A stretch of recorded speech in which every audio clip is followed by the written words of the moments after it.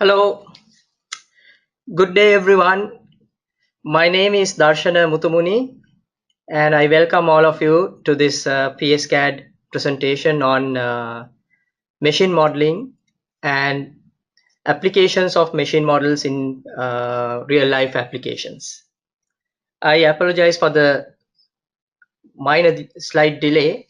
I'm calling in, I'm presenting this webinar from Asia, somewhere in Asia, and we had a little bit of technical difficulties. But we are ready to start. So the webinar would, I guess, take me about 45 minutes. And this is what we are going to discuss, or this is what I am going to show. So the topic today is machine modeling.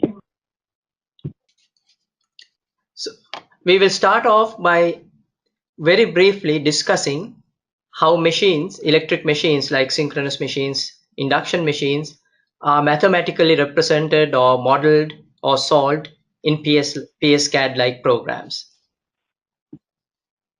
Then I will discuss and show the types of machine models that we have in PSCAD and also the machine controls, the exciters, governors, PSS, like everything that is available in PSCAD in the master library. Then I will show you how to set up a PSCAD simulation case that includes a synchronous machine with its controls like exciters and governors, and how the user can make sure that the machine and the controls are properly initialized. I will do the same thing with the induction machine, and for this I will show you a motor starting example. So that would be the end of the PowerPoint presentation at that point. And then what I will do is I will open PSCAD and show you some practical simulation examples. And I have listed the examples I'm going to show you. I will show you an example where a synchronous machine simulation is used to verify the black start capability of a generating station. So we are trying to energize different equipment like transformers, long transmission lines, and so on with a small synchronous machine, and we have to verify that this action is feasible. That is the first example. Second example is related to a voltage flicker problem that PSCAD users solved using PSCAD simulations. In this case, voltage flicker was observed in a remote town because of a compressor load that was driven by a synchronous machine. So I will show the example and explain how we approached the modeling aspects.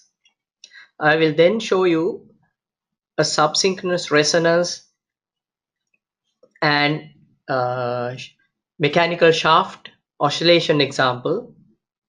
Then I will show you a more detailed realistic induction motor starting example where voltage dips were observed, and I will also show some how we address some mitigation options.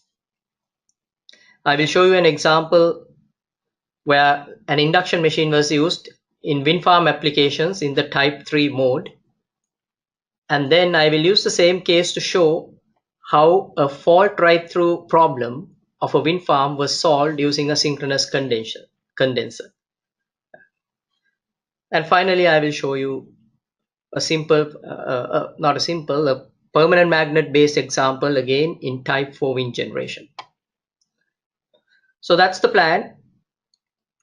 To get things started, we will start off by discussing a little bit about our mathematical modeling approach. Now, a machine or a generator or a motor, as we all know, has two main parts, the stator winding and the rotor winding. And the windings are very complex arrangements.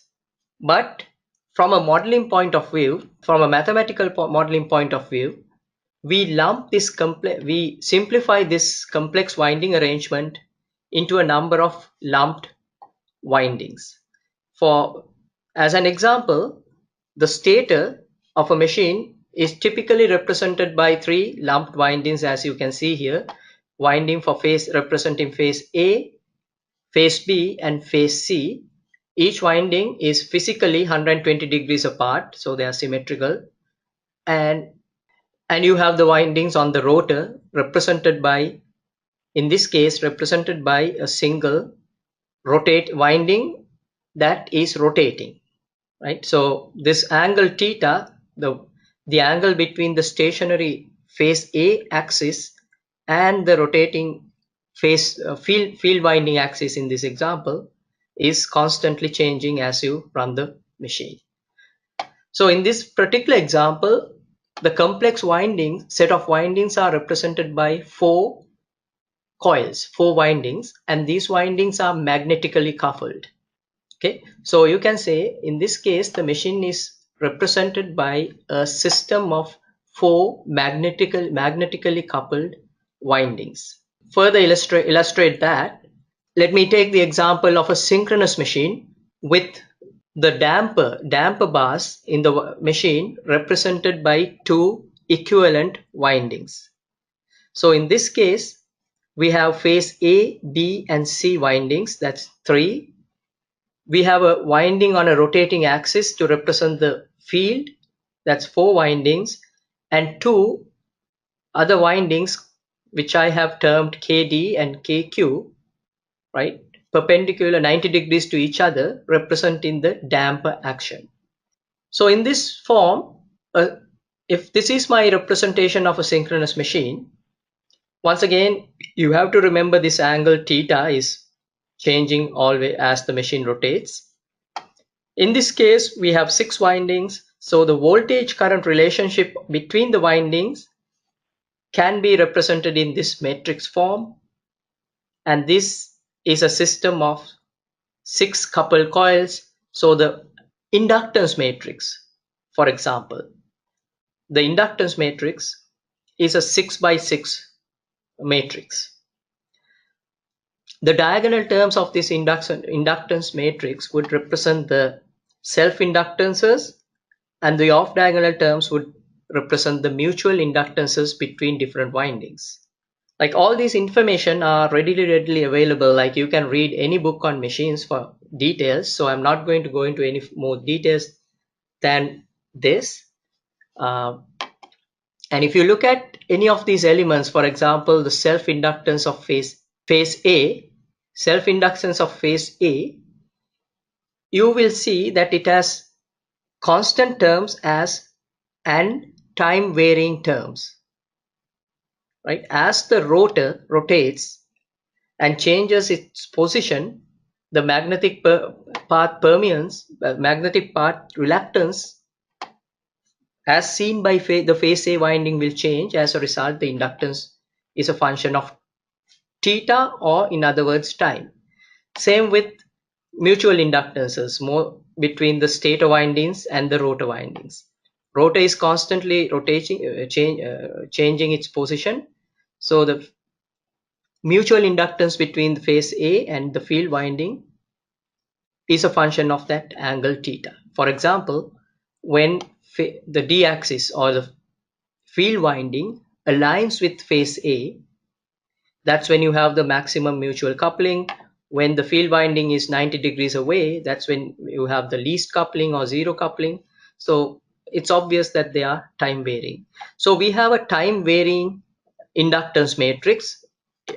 We can solve this assuming that we know the currents, or we know the voltage. Assuming that we know one quantity, typically voltage, we can solve the machine equations to find the current. So this is how machine models are represented, and represented in EMT like programs, electromagnetic transient programs. Then you might ask that do you use DQ transformations? Yes, we do. Right? Solving this matrix that's time varying with time varying inductances could be time consuming. So we use the so-called DQ transformation, convert the time varying equations to non-time varying equations, and then we can solve solve the equations and find the currents in the so-called DQ frame and reconvert them to ABC frame. Whether you solve the the transform DQ0 based equations, or whether you solve the direct phase domain equations, numerically you will get identical results. So it's just a mathematical approach to solving the original equation. So it shouldn't matter to the user of PSCAD whether we use DQ0 transformation based solution or direct solution, or whether D axis leads Q or Q axis. Those things are irrelevant from the final results point of view. That's just internal coding for us. So then these are the electric equations. Then we also have, simultaneously with the electrical equations, you have to also solve the mechanical equations to find the position of the rotor.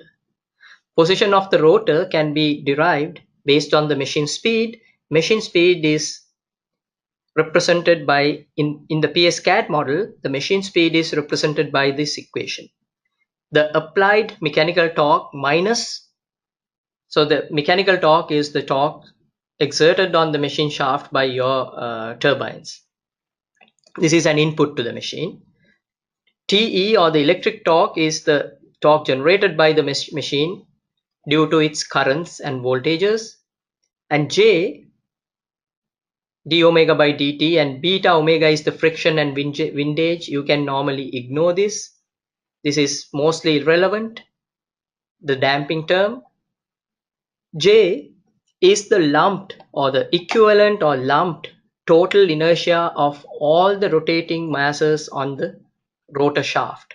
So this could include, the J could comprise of the generator inertia, the exciter inertia, and the inertias of all your turbine sections. So for most PSCAD simulation studies, you don't need to represent the mechanical system in a complex manner. What I mean is, you don't have to consider individual masses and the elasticity of these shafts when implementing the model. For most studies, it is sufficient to consider the shafts to be very rigid, no elasticity, no twisting. So essentially ignore the impact of the shaft and lump all inertias together. So this is how the internal equations of the machine model represent mechanical rotation. I will show you an example where a more detailed individual mass by mass based representation is required, and for that we have a separate model called the multimass model, and the multimass model can be used in specific studies such as when you are analyzing subsynchronous shaft oscillations. So now, in terms of machine data, in order to model this machine, you essentially have to provide the winding resistances and those inductances and the winding inductances. Normally, you don't get these winding inductances in phase A, B, C form. What you get from vendors are the inductances converted to the so-called DQ0 form. And once you enter the typical the data that you find in manufacturer's data sheet in this DQ0 form in terms of reactances and time constants, remembering that the time constant is generally a x divided by a r, right? This set of data has all the information required by the PSCAD machine model to convert data from if necessary, if needed, there's all the information to convert the q and x values into the ABC format. So as a user, all you have to do is enter the XD, XQ, TDO dash and all these time constants that you get directly from the vendor into the machine model. So data entry into machine models, I would say, is relatively simple and straightforward. So then the types of model we have more in the master library. We have an induction machine model, sorry, a DC machine model.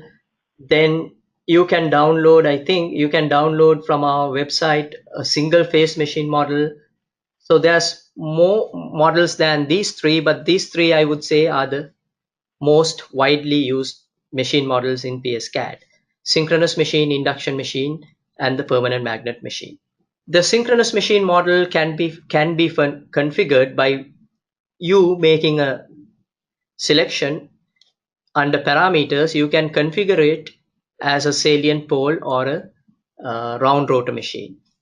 Similarly, what I have shown here is a wound rotor induction machine. You have a connection to the stator, which you always need, and you also have a connection to the rotor windings. So if you short the rotor windings here without connecting it to any external resistances or anything, then the wound rotor machine works identical to a squirrel cage machine from a mathematical point of view.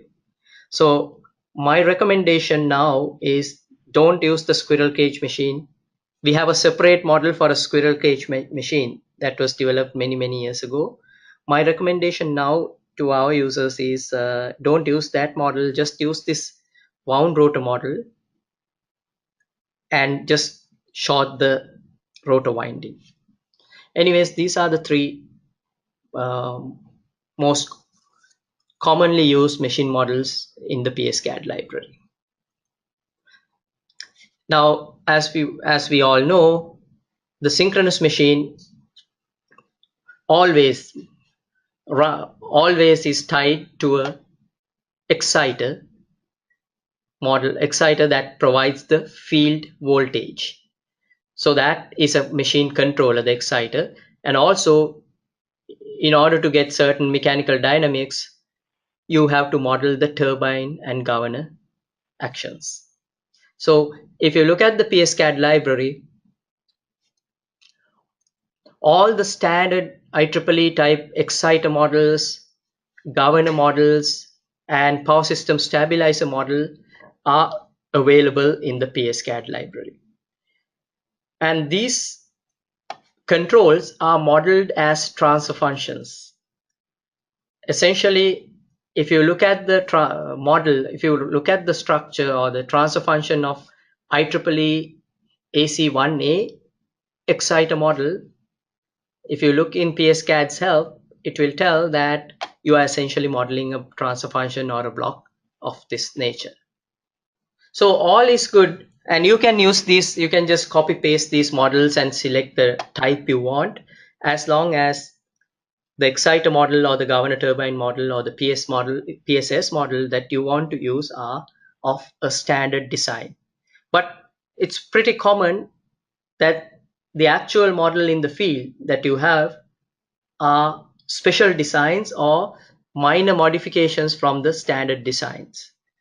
So in that case, if it is a minor modification, you may able to adopt the existing block, the available blocks, by selecting parameters appropriately, or otherwise any complex exciter model, governor model, or a PSS model can be implemented by using the control blocks in the master library. So you, unfortunately, in those cases, you have to develop the final block diagram block at a time.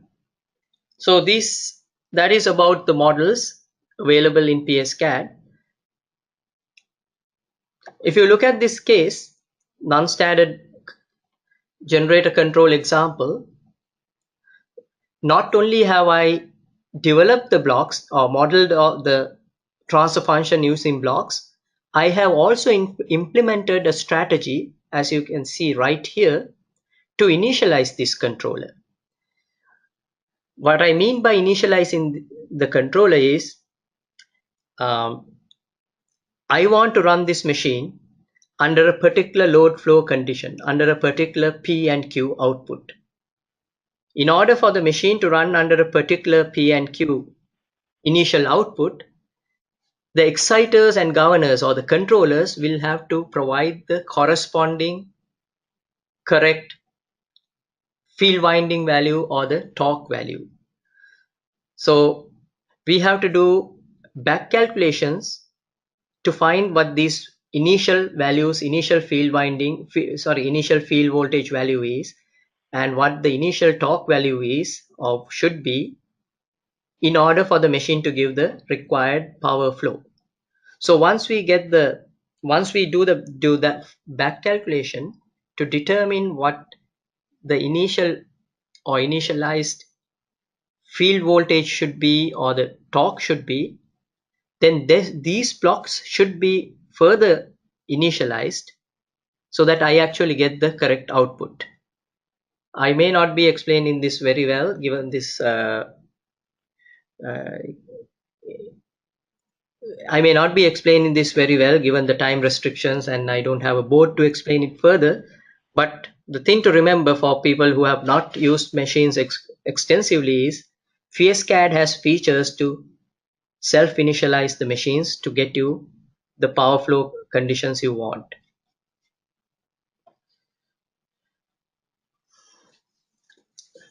Now, we looked at the machine models, we looked at the control block models and so on. And here is an example. Here is an example of how all these models are connected together in PSCAD to run a simulation run a simulation that includes machines and controls. In this case, synchronous machines and controls. So you can see the field value, voltage value is provided by the exciter model. Then the governor turbine model provides the torque input value. And what I will do is I will run this case.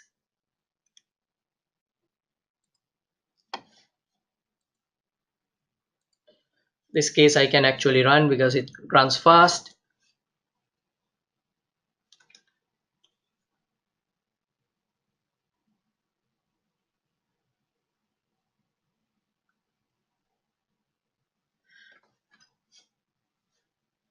Okay, so what I have done is I have set up the case, let us say, properly. I've been using PSCAD for over 20 years now, so I am pretty sure I did this right. And I have applied a three-phase fault and just cleared it at this point in time. And I can see at 10 seconds, I have applied a fault for 6 cycles and cleared the fault. And I can see my transients. I can see the speed oscillations, the power oscillations, machine seems to be stable. To your left hand side, you can see the instantaneous fault current waveform with DC offsets and so on. Now, important thing I want to highlight is it's pretty easy to connect all these modules together, enter data, and then apply a fault. But what you want to do is apply a fault when the machine is running at a predefined or a pre-specified P and Q level. You don't want the machine to be running at some arbitrary output condition. That makes no sense. So that is what I meant by initializing the machine. So in this case, I have set up the machine to run at 40 megawatt power output and almost 0 megawatt reactive power output before I applied the fault. My machine model, my exciters, my governors and turbines are initialized. Like I have set it up so that they get initialized properly in order that the machine runs into a steady state at 40 megawatts and 0 megawatts. Of course, if I want to check the fault response under 80 megawatts and let us say 50 megawatts, I can do that also by changing certain initial condition parameters. So this is something that our users find pretty, I don't know, difficult when they start out. There are a number of steps involved on how to initialize the machine, how to set it up, but I can guarantee that there is help. We have a technical note. We have a technical note that clearly and in very simple terms outline. Let me open that.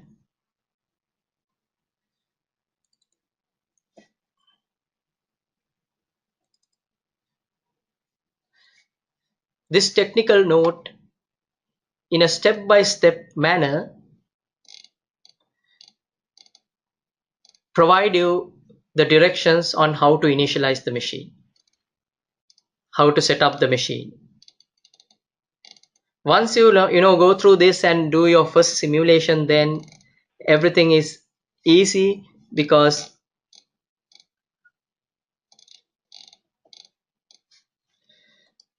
what I do is I have a case that is well initialized. Next time I want to run a machine model, all I do is I go here and I copy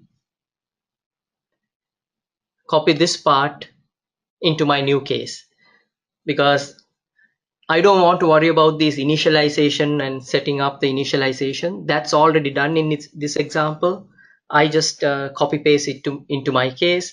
I change the machine data and the governor, exciter, turbine, time constants and data. I don't have to worry about initialization.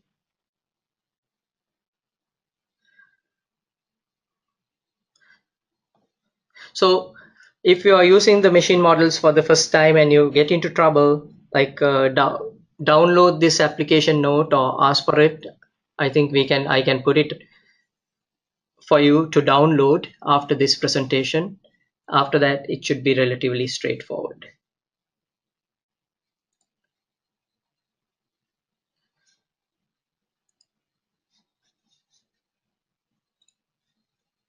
Then the second example that I am showing you here is a case of an induction motor setup. Induction motor setup for simulations in PSCAD is much more straightforward than the induction machine setup. Than the synchronous machine setup. Essentially, in a motor starting case, you don't have to do any specific initialization related tricks, so to speak.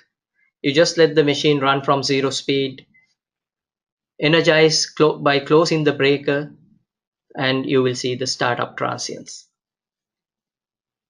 But once again, in order to help PSCAD users and explain the model, we have a very detailed technical note that it describes the inputs and outputs of both the wound rotor and squirrel cage machines. Like, there is an example to show that you can use the wound rotor machine to represent a squirrel cage. You will get the same results. Little bit of explanation about the equivalent circuit, data, inputs, and how to set up the machine.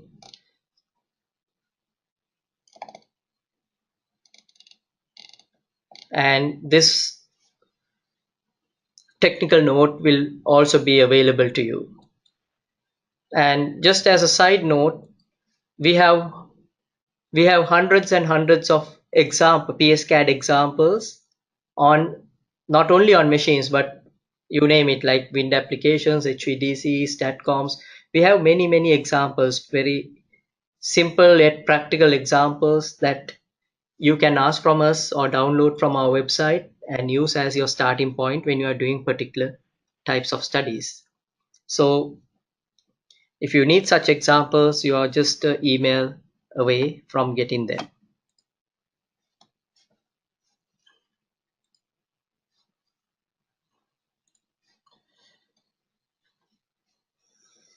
So I think that's all I have in terms of a PowerPoint and discussion and presentation. Next, I will open PSCAD and show you some of the examples that I have loaded into my PSCAD, and I have run them already to save time. I have about 6 or 7 examples, so let's quickly look at those examples.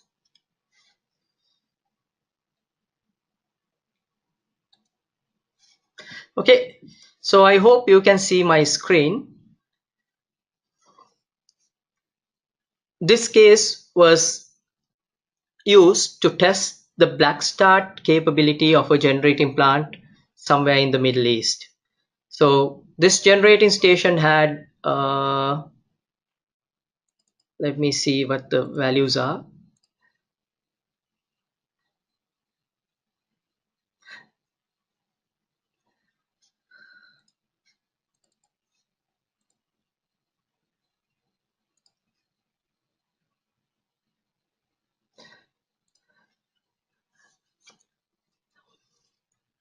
Okay, so one of these units, one of these generators is 90 MVA, and the question was, like, in a black start situation, can I use one of these generators to energize my system? So in order to do that, you have to first energize your transformer, the main 500 kV or 345 kV level transformers, by closing this breaker B1. If that is successful, then you might have to energize reactors, and then you might have to energize long transmission lines. So there are issues with all these energizing actions. For example, typically these large transmission level transformers, the main transformers, are typically energized from the system side, from the line side, and then synchronized to the generator. So the generator typically does not see the inrush current of the transformer. The inrush current is what I am showing here when I energize the transformer.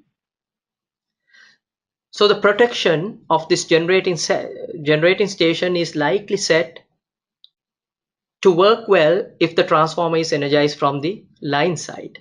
In a black start situation, you don't have the line side, you don't have the system. You have to energize it from one of these small units. And the danger is, if the inrush, depending on the magnitude of the inrush current, the generator, the bus voltage here at the generator terminal can go through a voltage dip, and the protection may not ride through that. The protection may trip the generator as you try to restart your system, which would be a minor disaster, because now you are in like a very bad situation where your system is dark. So people test this. You have to be very, very sure that critical black start actions are valid. They can be these actions can be implemented without surprise trippings. So people have to do PSCAD like studies. So here's the inrush current filled with harmonics, and you can see the voltage dip here. So by looking at these waveforms, or recording these waveforms and recording these waveforms in COMTRADE format and feeding them to the relays, station engineer can determine whether the protection has to be changed or disabled during the black start event. So this example was used for that. So let us say the transform energization was successful, right? Then I think you will energize the reactor, and then what I'm more interested in showing you is, I have a long transmission line at 345 kV or whatever. So in this simulation, breaker BA1 the line breaker BA1 is closed at 15 seconds.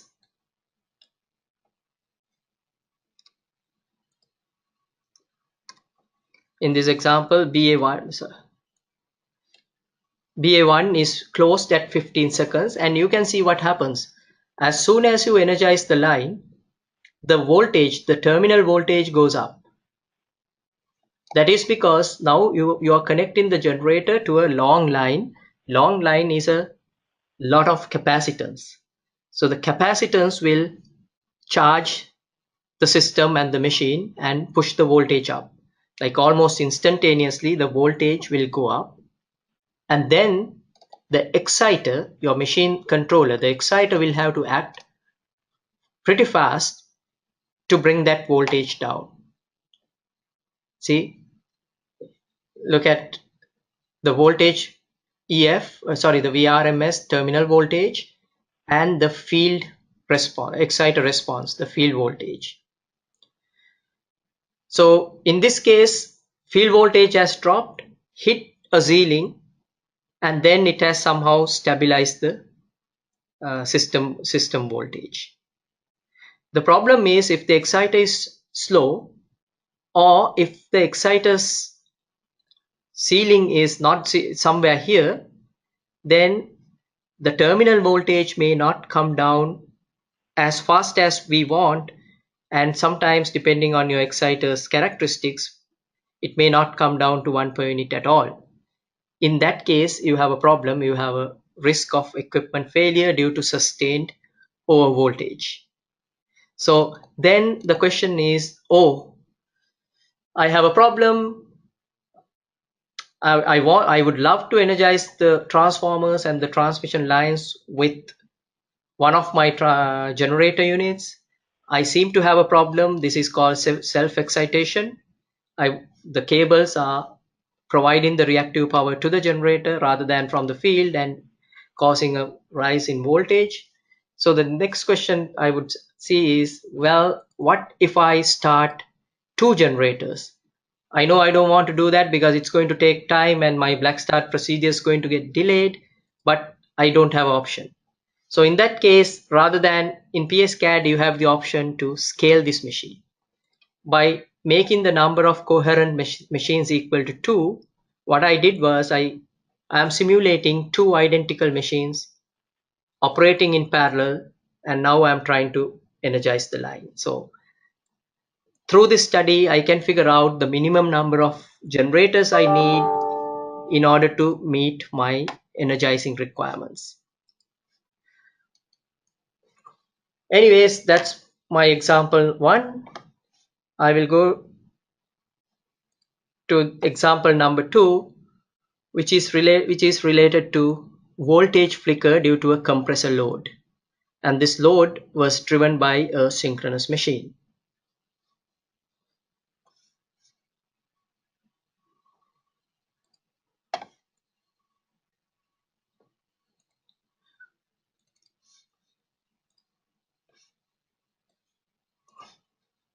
So here is the simulation setup and the results.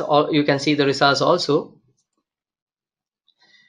So the compressor, I will open this page in a minute.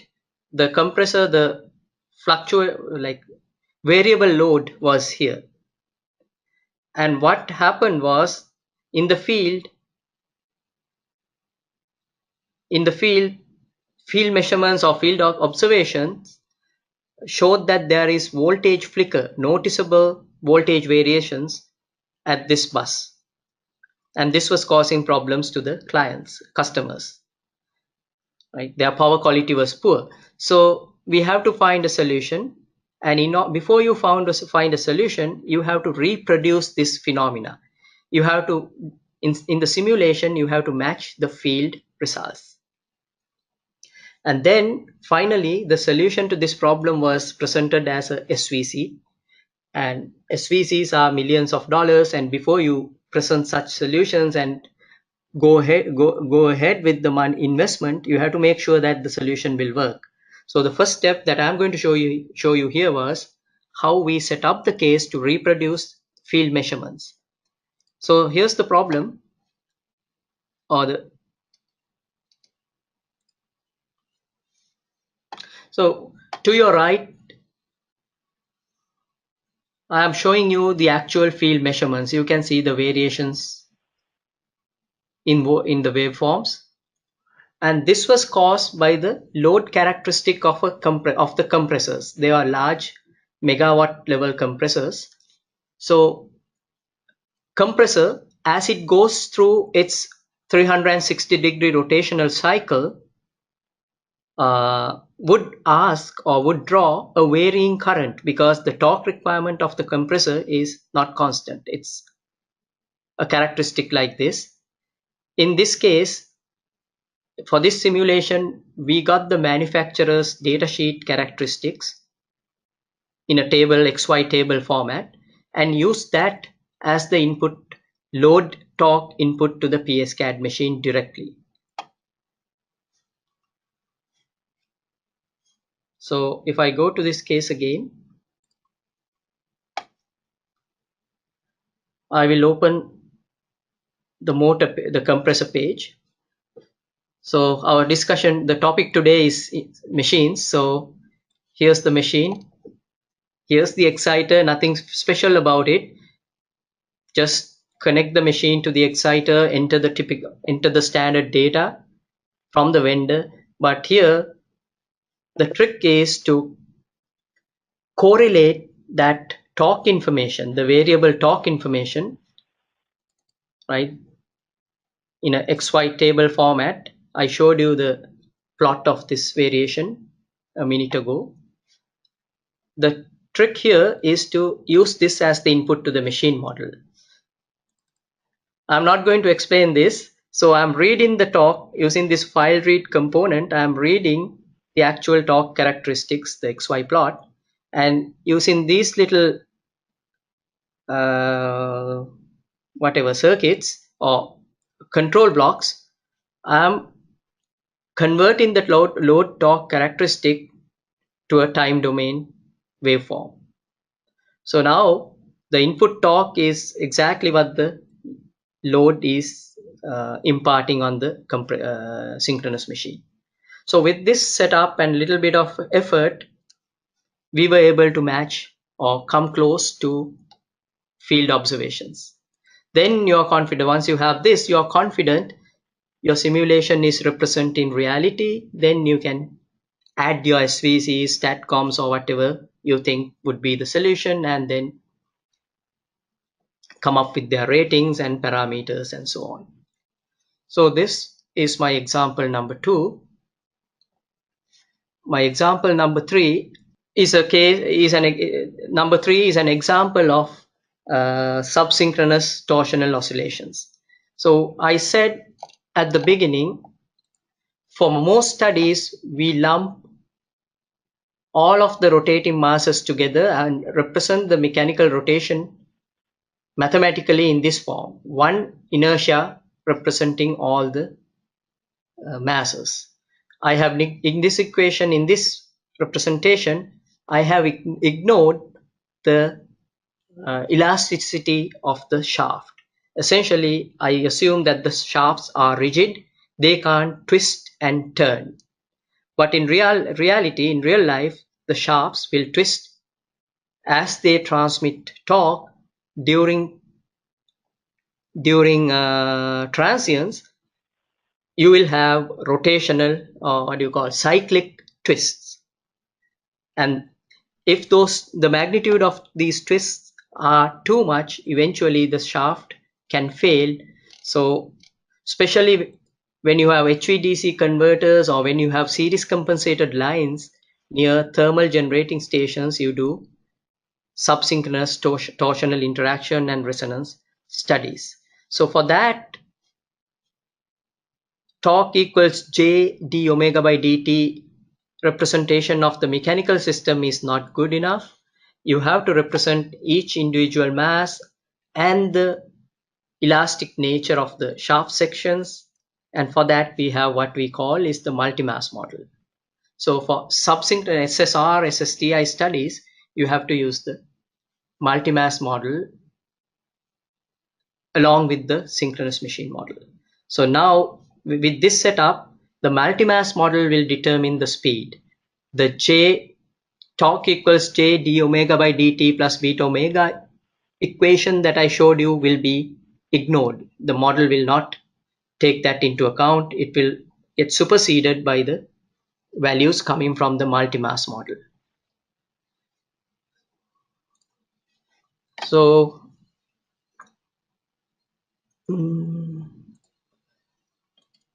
here is the example. I'm not going to run this. You can see a transmission system. You can see a fault being applied here, and here you can see a series compensated line. And right next to the series compensated line, this is the worst case, I have a synchronous machine. So if I open the synchronous machine generator page, you will see the setup, and you will see following the fault, I think, the machine speed, the torques on individual shafts. What I mean is the torque experienced by individual shaft sections will go through oscillations.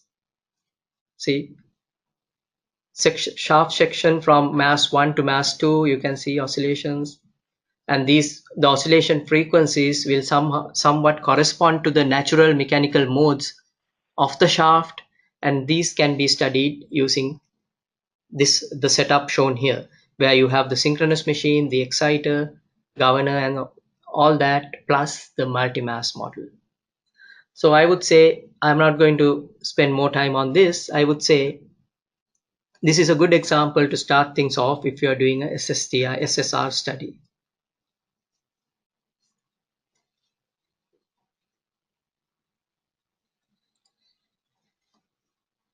I guess I have to be fast here now.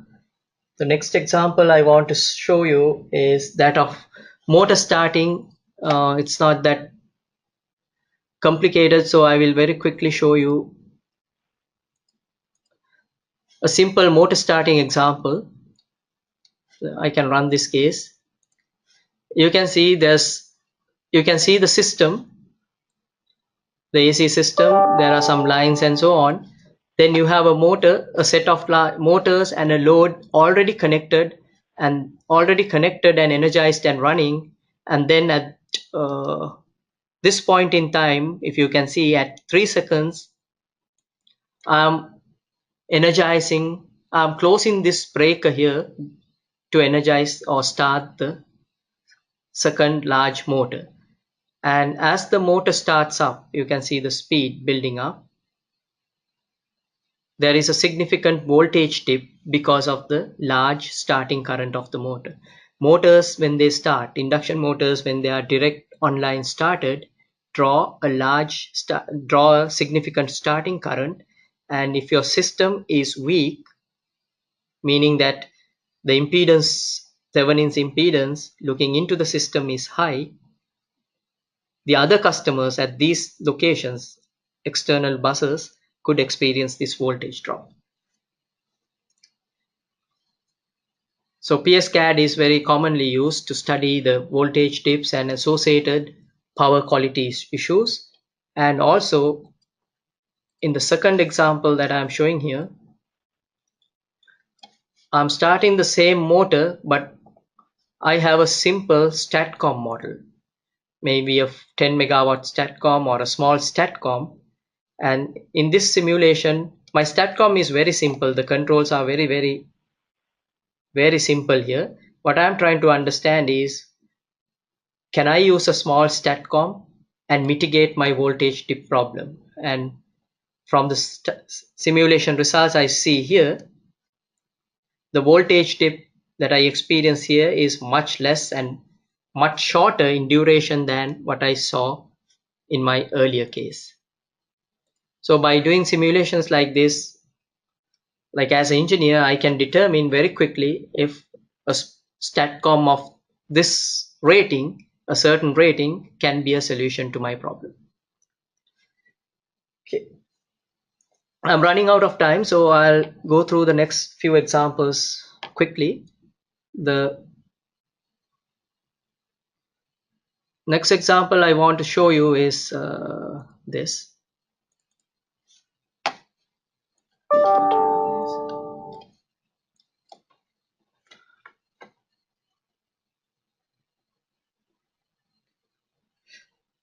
The next example, I have a wind farm right here feeding about, I think this is rated at about 200 megawatts. I can't remember the exact values. I have a wind farm here feeding the injecting the power to the main grid via two transmission lines. One of them is 125 kilometers, the one at the bottom, and the other one is much shorter, 50 kilometers. There is a specific reason why these two lines that are electrically parallel are going through two different paths. Essentially, it's because the utility is planning to have a substation in the future along the longer line. For now,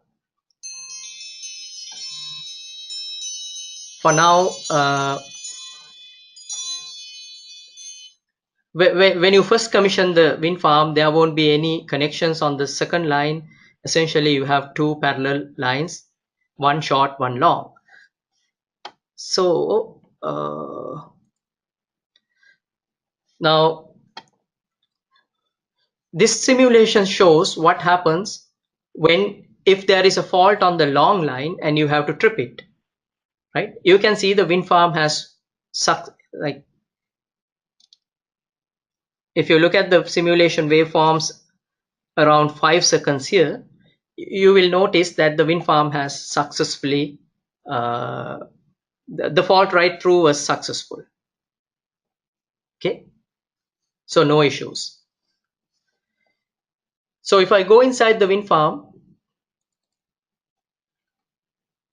this is a type 3 wind farm. So type 3 wind farms have complicated, arrangements and controls, and to make the controls, make these wind turbines complex equipment work, it is essential that people or the developers or consultants or engineers do PSCAD type studies.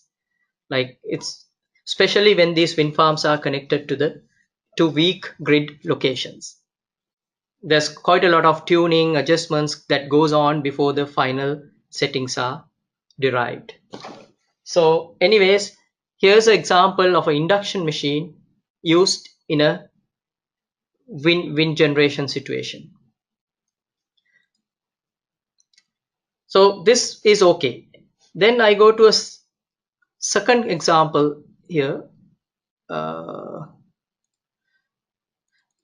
It is the same system, same example, same wind farm, same induction machine, and same everything, except that my fault is now on the short line. So I apply the fault, trip the line, and you can see the wind farm does not ride through the fault. Because when you trip the short line, your power, unless you curtail or ramp down the power immediately, your power has to now go through a longer line, which means the situation is the system situation or the conditions are weaker compared to if you had the fault on the long line. So anyways, when the fault is on the short line, wind farm did not ride through. So in these situations, you have to find a solution. The first thing you will do in a situation like this, if you are a vendor, if you have access to all the controls, is go and see if by changing certain control parameters you can overcome this situation, because that would be the cheapest solution. You are just tweaking controls. If that is not possible, as in this example, you may look at other options, and the options that you would look at are, can I use a SVC or a StatCom to overcome the problem? And these examples, which again I will make available for you to download, shows how to study the possibility of using a synchronous condenser, a synchronous machine without a governor, without a turbine, condenser to overcome the fault right through situation. So once again, the problem you are trying to, the questions you are trying to answer is, can the sync condenser be a solution? In that case, if it is a solution, what is the minimum rating that I would need for this particular problem, to overcome this particular problem? Because rating is money. So you want to do the minimum, you want to find the lowest cost solution. So this example will show you how to study situations like this. Finally, I have a example, and I'm not going to talk too much about this. I have example of a type 4 back-to-back based wind turbine that is using a permanent magnet machine, the PSCAD's permanent magnet machine, as the generator. So I'm presenting this as an example of where permanent magnet machines are used. To be honest, like I have hardly seen the permanent magnet machine being used anywhere other than in wind turbine applications.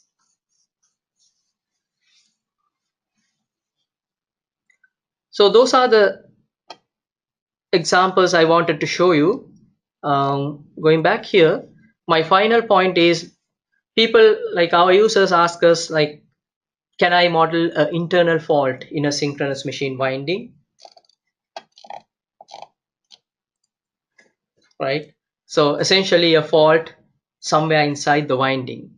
The standard model give you access only at the terminals. You can't model internal faults, but we have in-house models that allows you to tap the windings.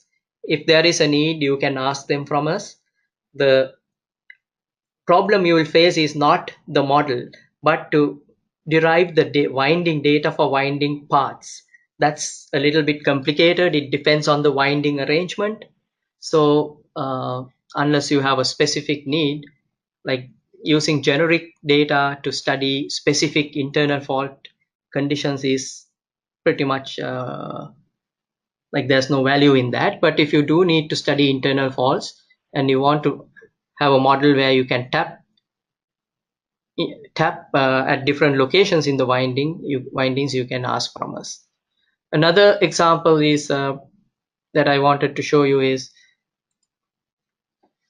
uh, now our model, induction motor model, is a star connected phase. The three phases A, B and C are assumed to be star connected.